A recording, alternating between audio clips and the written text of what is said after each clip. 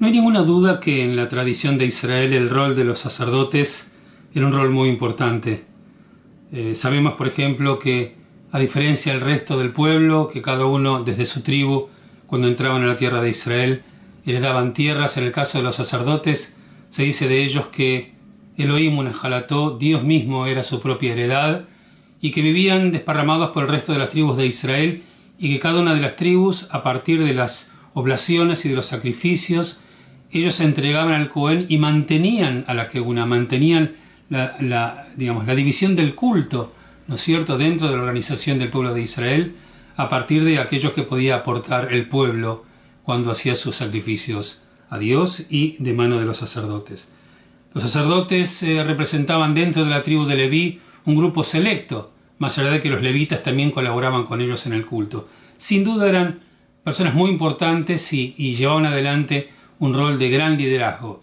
Moshe era el líder político, pero Aarón, su hermano, siendo Moshe también de la tribu de Leví, ocupaba un espacio muy importante. No obstante ello, y ser ellos los encargados del culto, llega un punto donde Dios dice, pero hay un límite para ellos.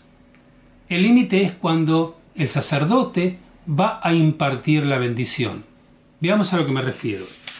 El texto comienza diciendo en nuestra parashá, habló Adonai a Moshe diciendo, habla a Aarón y a sus hijos diciendo, así habrás de bendecir a los hijos de Israel diciéndoles, te bendiga Adonai y te guarde, te ilumine Adonai con su presencia y te agracie, dirija Adonai su presencia hacia ti y te conceda la paz. Y harán ellos mención de mi nombre, dice Dios, para los hijos de Israel, y yo los bendeciré. En la tradición rabínica, y por supuesto en este caso en la tradición bíblica, los sacerdotes, no obstante el poder que tenían, no eran ellos, en nombre de ellos mismos, quienes bendecían al pueblo.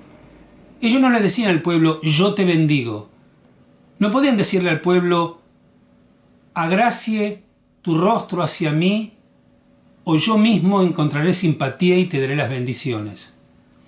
Las bendiciones que el sacerdote daba tenían que hacer siempre apelaciones a Dios. El sacerdote no bendecía por más que tuviera poder, por más que recibiera los sacrificios y era quien los entregaba a Dios, por más que tuviera el rol de liderazgo, siempre la bendición del pueblo de boca del sacerdote era apelando a Dios. Dice, Dios te bendiga y te guarde. El sacerdote pedía por el pueblo, pero le pedía a Dios. El sacerdote no bendecía. Te ilumina Adonai con su presencia y te agracie. Él te agracie. Dirija Adonai su presencia hacia ti y Él te concede la paz. Finalmente, Dios dice en forma clara, que mencionen mi nombre para los hijos de Israel y yo los voy a bendecir.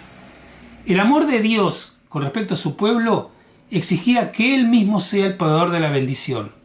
El sacerdote podía pedir a Dios, Dios, por favor, bendice al pueblo. Pero una apelación a Dios. El sacerdote no tenía el poder de poder hacerlo.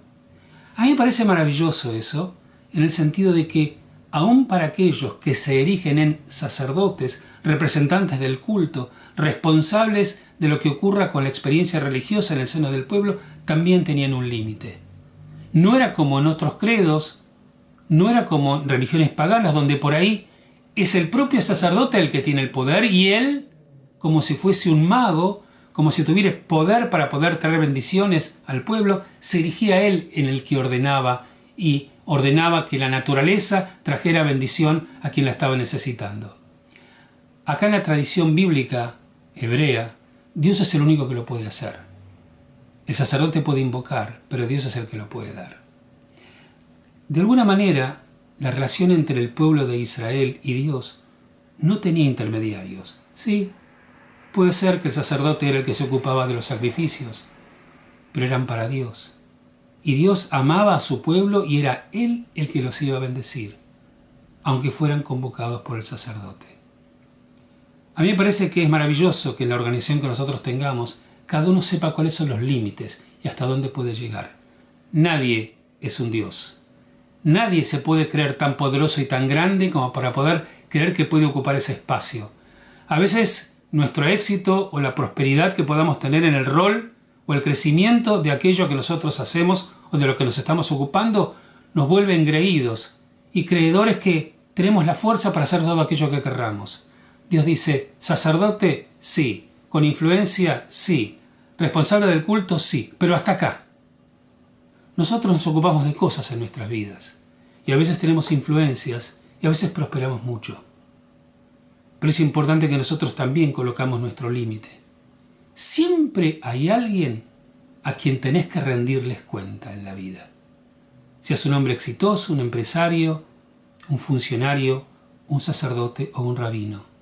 Siempre hay alguien que tenés que rendirle cuentas y que está por encima tuyo. En este caso, es la figura divina, la que tenía la última palabra y quien tenía el poder de bendecir. Ojalá que recordemos los límites de nuestra existencia, aún en los momentos más gloriosos de nuestra vida, que podamos mantener nuestra medida y nuestra humildad. Si lo hacemos, vamos a poder persistir en los roles que tenemos y vamos a tener la respetabilidad de los demás, simplemente porque nos ubicamos en aquello que debemos y podemos hacer. Shabbat Shalom para ustedes.